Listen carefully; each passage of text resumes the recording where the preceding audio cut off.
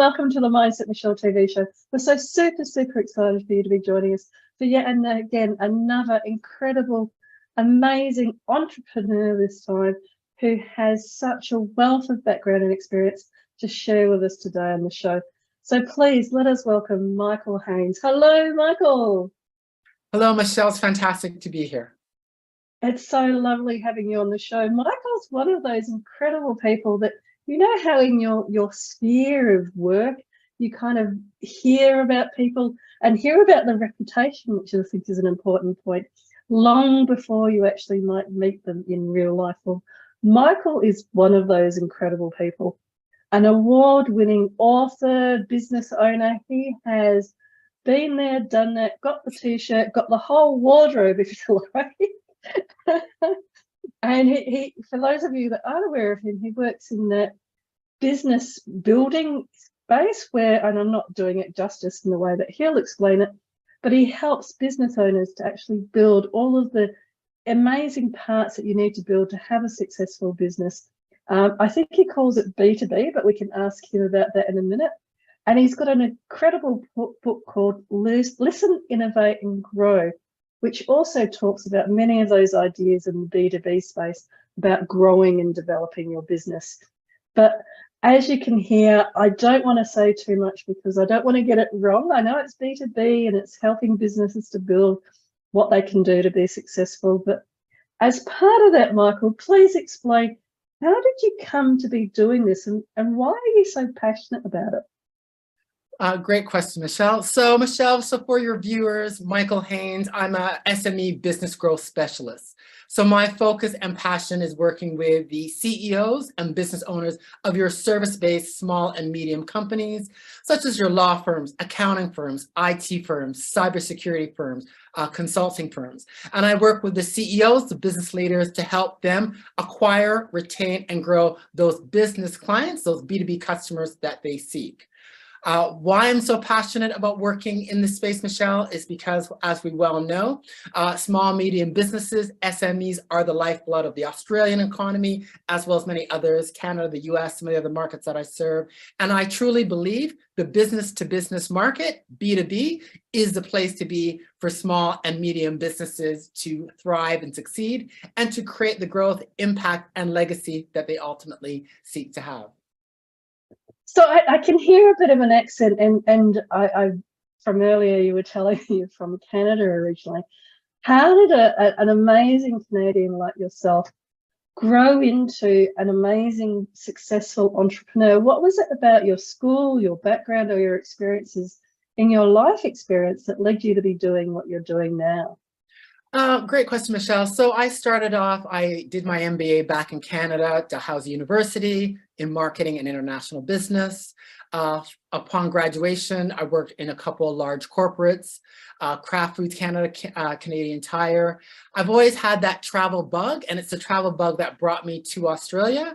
My first trip to Australia, Michelle, was my graduation present to myself for finishing my MBA. So I had time before my first role, and I came down here for 6 and a half weeks. Absolutely loved Australia, made some good friends in Melbourne. One of my friends in Melbourne, who's now in Coffs Harbour, said, Michael, I'm gonna get you down here. You need to come and live and work in Australia. I'm gonna put you in touch with a migration consultant. He did, so fast track in 2000. So I'm letting my age be known somewhat. 2000, I arrived here. Worked in some large corporate roles in a combination of marketing, strategy, and research, working on customer strategies. But I've always had that desire to work with small and medium businesses. Part of the reason for that, Michelle, is because I do come from a family of entrepreneurs. My sister Paulette has her own law firm in Toronto, the Haynes Law Group. My cousin Erica has her own home renovations, DIY business. Her husband Noel has his own construction business. And so I've always been around SMEs. I've always had that desire to work with SMEs who I truly believe are my peeps, are my people. And finally, after a good almost 10 plus years in corporate, I decided to jump ship. And after doing a stint in South America, volunteering and working with kids in an indigenous community, came back and set up my business, and I've been an independent consultant ever since. Wow, I wish there was more time to actually just talk to you about the your time in South America. I actually lived there for a while as well in Chile, so I we love could go Chile. down. It's amazing, isn't it? I hope we could spend hours going down that rabbit hole. But thank you, Michael. I hear that some of the core things that we'll talk about here as well today is to do with, your background and your training was very much in the corporate space, but you were already surrounded by successful entrepreneurial examples within your family where people had gone off and started up their own business. And so it's wonderful to hear that you had those people around you that could support you and help you with, this is normal, this is the journey to becoming your own SME business. I also loved how much passion I can hear from that around helping other SMEs, small to medium enterprises is what we mean when we're saying SMEs, and helping them in particular using that corporate knowledge and experience, but using what are the biggest markets and the biggest areas within many countries in terms of, whether it's the ma and pa business all the way through to, legal forms, terms like your sisters. With this wide range of expertise and giving back and all of that, what would you now say is, what does success mean to you? You've done an MBA, you've gone to South America and helped some kids. So you've already achieved some quite significant things in your life, but what does success now mean to you? For me, Michele, success is very much grounded around helping others. So that can be helping clients to identify the right opportunities and helping them to achieve those goals that they seek. Excuse me. It could be about them getting that light, that aha moment where they actually understand that strategic concept and how it's going to take their business forward. It could be working with aspiring entrepreneurs or with students. I do spend time volunteering, giving back to some of the MBA programs and some of these startup accelerator programs. And so when I'm in some of those incubation workshops and helping these founders and aspiring entrepreneurs to, really take their ideas to the next step. So for me, success is very much grounded around helping others and helping them take that next step, getting that roadmap, getting that breakthrough. For me, that's very much what success is about now for me. I hear you. I think the people that are a little bit more advanced in their careers, whether it's in corporate or a mixture like we're talking about, that giving back and that supporting youth to come through and share that knowledge and experience is a very, very a big driver for many people, and it's wonderful to hear how important that is to you. With that in mind then, what sort of suggestions and tips do you give them that you would like to share with people today about how they too can create a mindset for success?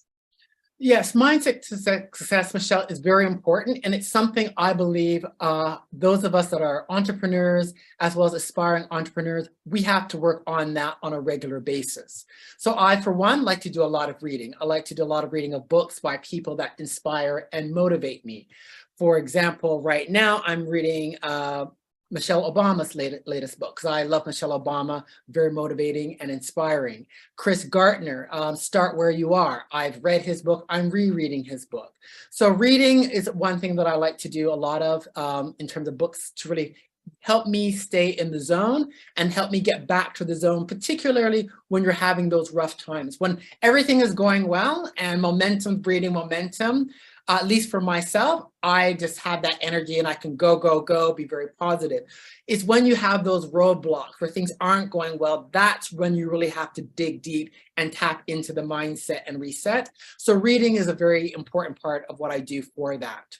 Second thing, just before you go on, I just wanted to say that reading has been, in terms of what people might look at in turning points in their life, I definitely agree. I think that reading, given the background I came from and the circumstances and the environment, it was something that pretty much helped me to get out of that world that I may have grown into being, even without the later years opportunities of being able to go to university.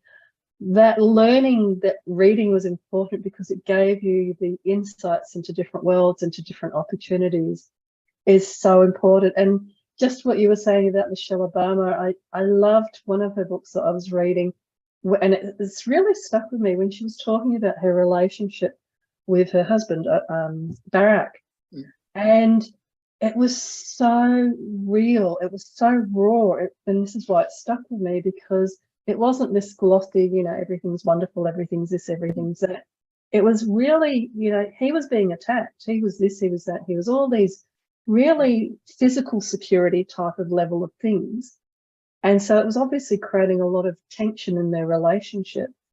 And to hear somebody talking about these everyday issues, I found really empowering, because when people do that, and that's where books are great, because when you see people doing that, it normalizes and you have that relatability.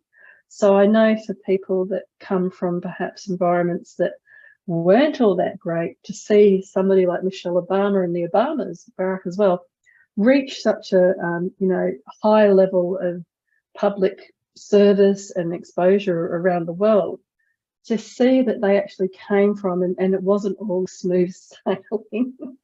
I think this is one of the powers of reading, that relatability, and saying, well, if they can do it, then perhaps I can do it. And I'm going through similar things in my life now, but they did this, they did that, and then that's how they got out of it. Fantastic. Yeah, so reading is very important. Second thing I find is quite important, Michele, is surrounding yourself with like-minded people. I'm very big on surrounding myself with action-oriented, purpose-driven, growth-oriented people. So I do that through the connections that I form.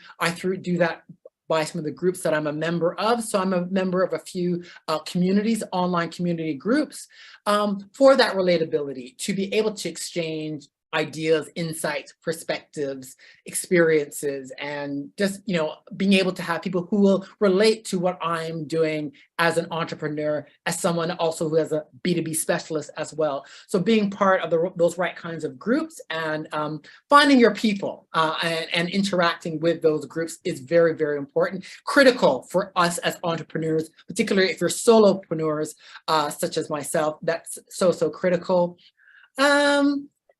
Also, so just with that point then, which is a really,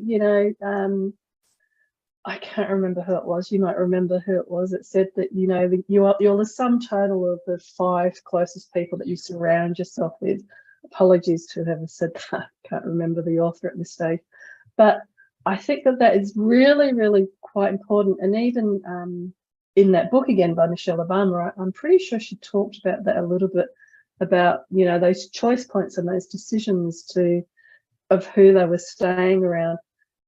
I have an interesting question for you, Michael, because at the beginning when you were talking about service and giving back and helping others, which I understand is a really important point for you, and then being in an action-packed and like-minded group, how do you then juggle, in a sense, wanting to help people but not getting sucked in, not getting too caught up in their journey of helping them, that you forget about your own business? Because I think, especially for women, but it could be men as well watching, that mindset again of learning, in a sense, to say no when helping somebody else isn't actually going to help you in your business. Do you want to share how you do that? Sure, Michele. So in terms of helping others, those aspiring entrepreneurs, because I'm quite passionate about that, I do have it very time boxed. So typically, I've been called upon, for example, the startup school in Vancouver. They've asked me to guest lecture, and I'll be a 1-hour block. Or I've done some work with the Sydney School of Entrepreneurship, and they've had some weekend workshops, incubation workshops. Michael, can you come in for 2 to 3 hours on a Saturday? So I tend to compartmentalize those giving back, so it is fairly time boxed, so I can go give my 200%, but recognizing that I still need to give time for my business and for myself as well. So that compartmentalizing and doing it in very compact chunks is how I do my giving back, and I find that works quite effectively. That's a great piece of advice, and I think that compartmentalizing, whether it's giving back or working on your own projects, is also a great key, because it helps you to focus. And I loved how it's not even 110% that you're doing there, Michael. You're doing 200%. That's wonderful. So I would say in terms of a mindset for success, those are the main things. And then the third one, Michelle, is I'm very much big on learning. You have to be, I think, part of a mindset for success is being open to new opportunities and open for learning. And that's both on the job, so doing actual projects, working with clients on different issues. It may be taking a course or two as well and seeing how you can apply it. So I would say in summary, the three things for me are, the reading, being around the right kind of people, and having that mindset open to learn and to be continually learning through various means, through both formal training and also through experiential, getting in and doing it. That's probably where you get your most learning, when you dive in on a new initiative, project, challenge, and you work through it. You'll get lots of learnings as to what to do, as well as what not to do, so that moving forward, you can continue to be successful. I think that's a fabulous point about that ongoing learning, having that curious mind, whether it's through courses or doing things in real life. I guess, again, one of the key questions that I would have, and you've got success in your life, when looking at learning, like if I was to look online at the moment, it would pretty much seem to me like I need to drop everything and just learn about AI and focus on AI. But tomorrow it could be something else that I need to drop everything, focus on that, and not look at anything else. For a time there it was SEO. It's been this, it's been that. So more in terms of how do you choose where to, again, I love that compartmentalize you mentioned. How do you choose then what to keep learning and where to focus your very valuable time on? Because we can learn. I can go out and be a physics teacher if I want to. We can learn anything now. It's that discernment that is so interesting, because especially with mindset, it's kind of like if you learn down a certain path, then Einstein talks about it as being, the definition of insanity is doing the same thing over and over again. So, and expecting a different result. So if you learn how to learn and you're interested in these areas and you keep doing that in that kind of cycle, then you'll get the same results and you'll get the same kind of life. But to break out of that, one of the things that people ask me and the clients ask me is, well, what should I learn? How should I learn? That they're aware they need to shift and change, but they're not sure how to, because this is their way of learning or the things that they've been interested in. And I joked about going and learning physics, but I could go and learn this or that. So how to discern what to learn and how to learn it? I guess for me, Michelle, I find that fairly easy because I'm very clear on my vision and my purpose. My vision and purpose is to service the leaders and business owners of service-based small and medium businesses in the business-to-business space in terms of how they can build and grow their businesses. So educating and empowering them on how to do so is my area of focus, I guess my area of genius, I suppose. And so I am very clear on making sure of being very clear of what do I need to do, what do I need to be knowing, keeping on top of, what listening I need to be doing to stay on the pulse of the trends and developments in the business-to-business space, in those industries and markets that I serve, so that I can deliver back and deliver effectively to my clients, to the legacy community members. So having clarity of that vision and purpose, I think is very key, and that will help you to sift through the noise and have clarity on where to focus. I love that. And what a fabulous, fabulous answer, Michael. And I wouldn't expect you to talk about anything else but purpose at that point. knowing your vision and your purpose, because it's funny how whatever the conversation is, it comes back to that. How do I allocate my time? How do I know what to learn? How do I this? How do I that? Well, you look at, well, what is your vision and purpose? And then you line up all of those different areas around that, so that when you're allocating your time, looking for clients in your case, or looking for jobs in some people's cases, you're actually lining up what you're looking for in life and what you want to be doing with all of those different areas as well. Fabulous insights, Michael.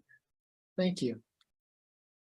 So with all of these wonderful tips about learning and being curious, surrounding yourself and reading, what do you think has been the key thing for you in creating your successful mindset? We all have ups and downs, good and bad days and whatever, but what do you think has been the thing for you out of the different tips that has been the most influential for you? I think for me, it's a combination of reading. It's also a combination of looking at some of the experiences and approaches of others, of how they've approached adversity and challenges. And that has been quite a motivator for me in terms of, again, helping my mindset to reset and move forward. And so these can be people in business. Michele, I'm also a massive athletics fan. And so there are some athletes that I have followed that I continue to follow. For example, there's a woman in the United States, Gail Devers, two-time Olympic champion. She had Graves' disease, had almost had her feet amputated.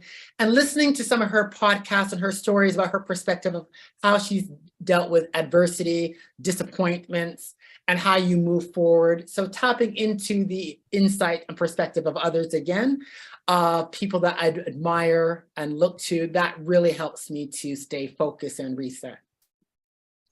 I really hear that, Michael. I hear that same fascination in the sense that I have of the human journey, that like when you're talking about Gail Devers and overcoming the obstacles and keeping going. And in a sense, it's funny because all of it is kind of like you're looking at, well, what's that person's purpose? And what is it that they're doing to keep on track with their purpose, even amongst some of the really difficult times in their lives where they don't always get it right, but they might not get it right, but they keep going and they're picking themselves up time and time again. And I think that that's a really key tip around the mindset for success, because it's not always smooth sailing, and it's not, always easy, but to keep going, be motivated by that purpose. Absolutely.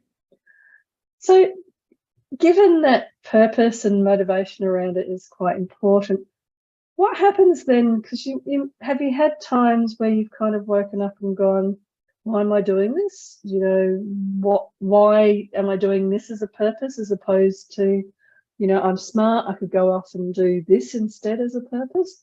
What have you kind of said to yourself? What sort of tips again have you said in terms of walking through that process for yourself? Yes, any entrepreneur who hasn't had a day, who says they've never had a day where they've woken up and said, why am I doing this? If you haven't, I think you're lying. I think we've all had them. I know I've had them on several occasions. I think for me, I'm very grounded in my purpose, but then I also look at what's the alternative. And the alternative for me, doing what I'm doing, which I truly love what I do. And the alternative for me and no disrespect to those that so in corporate, would be going back to the dark side of working in corporate. I had my time in corporate, Michele, been there, learned a lot, but I've moved on from it. And I'm in a zone right now where I love what I do because I have a degree of control and I have a legacy, an impact and legacy that I want to create and build and have. So just reminding myself of, well, okay, if you leave and go and take that corporate job, then what am I going to have to sacrifice and give up? And again, for me, success is very much rounded around things that are not monetarily related. It's about being able to give back, being able to have impact, being able to have control of what I do and with whom I'm doing so. And so those are the things that thrive for me. And those are the things that I get as being an entrepreneur, which I did not get in big corporate, to be quite honest. I learned a lot of skills. I met some fantastic people, did get paid well, but there was that other element of fulfillment, satisfaction, empowerment, recognition that I did not get. So just reminding myself of what is the alternative of going back, for me, to the dark side, that always snaps me right back to saying, no, I'll stay, I will work through this. I'm an entrepreneur. I'm fortunate enough, I'm healthy. I'm not fighting cancer. I can get through this. This is not, it may be tough, but it's not life-threatening. So I kind of snap myself back into that perspective as to, let's keep this real. It's tough, but this is about a business you can work through. There are resources. Be resourceful. There is a way forward. Again, what an amazing, beautiful way that you just so fabulously explained what I did think, gee, that's a bit of a difficult question to give, Michael, but your answer was just so perfect. And thank you. I really, again, felt that that degree of maturity and understanding around the grass might look greener, but it's not always greener. And reminding yourself about, the flexibility, the freedom, the empowerment that you feel doing in your current world that you may perhaps lose going back to the dark side into the corporate world, as you were describing it. And that for you, this is the reminders and the tricks, if you like, to help get centered and grounded back again with why you're doing what you're doing, even on those days and at those times where it just feels like a very hard slog and hard to get through. Michael, as I said, we could talk about so many different parts, especially South America, for longer. How can people get hold of you, though, if they want to reach out and talk to you some more? First place I suggest is going to LinkedIn. I'm there quite a bit, as you know, Michele, regularly posting content. So you can connect with me on LinkedIn.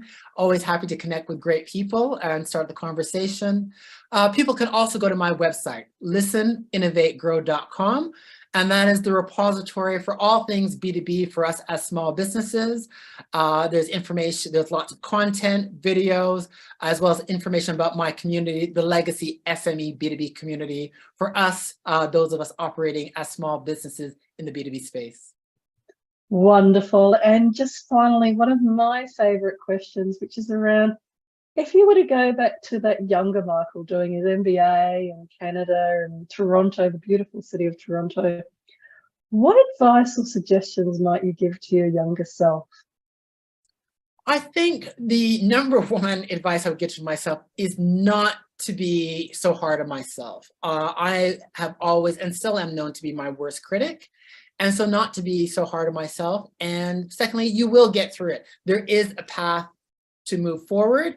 Be resourceful. Know who to talk to, who to ask for help, but there is a way forward. So those are the two tips I would give my younger self. That is so, so lovely. I hear people talk so much about being kinder to the younger self, and I think that it's something that even today, people watching and hearing this, Michael's giving that as an advice to his younger self, but it's an advice that, will continue on wherever we are and whatever we're doing in our day-to-day lives. Being kinder is one of those key things. And the getting through it, I think that it's also one of those things that as an entrepreneur and at those different stages of building your business, you have a different insight to many people that may have stayed in corporate or be doing other roles, homemaker, etc. So you again have a different insight, but that message, that beautiful message you're sharing about, this will pass and you will get through it, is just as valuable and important now.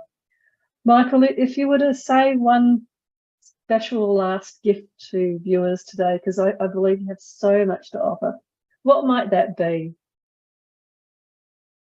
My one special tip would be that listening. Listening is the key to success. Listening to yourself, your true inner self, listening to your customers, listening to your colleagues.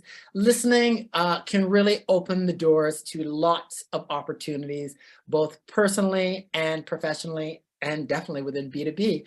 But yeah, listening is the key to success, and it is the starting point, and you need to do so continuously. And I'm guessing that they talk about in coaching different levels of listening, but this is where what we would say it's an active listening. So when somebody's talking, you're actually hearing them and you're not thinking of your response before they finish talking, which can be a little bit of skill for people. But thank you again, Michael. It's been an absolute honour and privilege to have you on the show today, sharing so many wonderful insights and suggestions into how people can create their mindset for success. Thank you for having me. I enjoyed the conversation. Wonderful. And to everybody watching, thank you again for all of the incredible messages and suggestions and insights that you keep sharing about what your feedback is when we have the fabulous people like Michael come on the show. But for now, from my heart to your heart, be great, be fabulous, and be you.